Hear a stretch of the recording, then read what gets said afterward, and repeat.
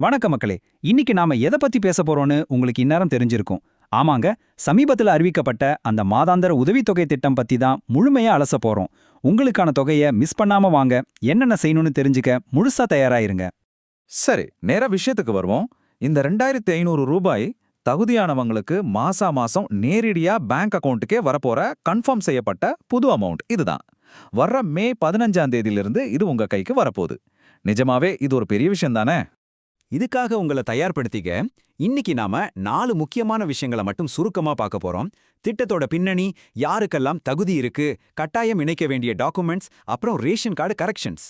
முதல் பகுதி திட்டமும் அதோட பின்னணியும் இது எப்படி ஆரம்பிச்சதுன்னு பாப்போம். இந்த திட்டம் எப்படி மாறி வந்திருக்குன்னு பார்க்கறது கொஞ்சம் இன்ட்ரெஸ்டிங்கா இருக்கும். முன்னாடி இருந்த 1000 ரூபாய் திட்டத்திலிருந்து ஆரம்பிச்சு இதை தொடர்ந்து கொடுக்கணும்னு எதிர்க்கட்சித் தலைவர் திரு உதயநிதி ஸ்டாலின் வச்ச சட்டமன்ற கோரிக்கைகள், அதை தொடர்ந்து இப்ப முதலமைச்சர் திரு விஜய் அவர்கள் 2500 ரூபாய் பிளஸ் வருஷத்துக்கு 6 இலவச கேஸ் சிலிண்டர்னு இதை அப்கிரேட் பண்ணி உறுதிப்படுத்தியிருக்காரு. இந்த டைம்லைன் இப்படிதான் வந்திருக்கு.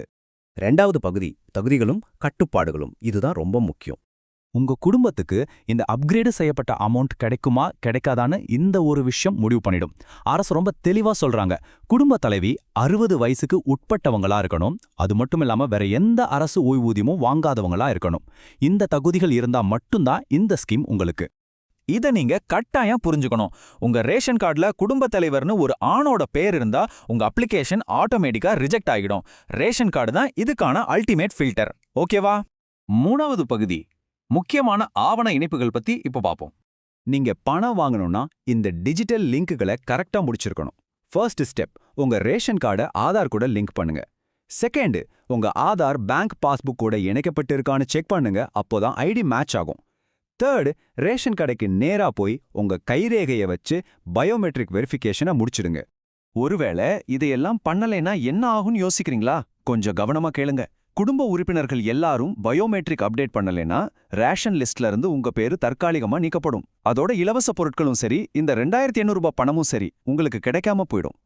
ஆனா ஒரு நல்ல விஷயம் என்னன்னா, இந்த டெக்னிக்கல் விஷயங்களை நினைச்சு நீங்க தனியா கஷ்டப்பட வேண்டாம். உங்க ஏரியால இருக்கிற சேவை மையங்கள்ல இதையெல்லாம் ரொம்ப ஈஸியா பெர்ஃபெக்ட்டா செஞ்சு கொடுக்க ரெடியா இருக்காங்க.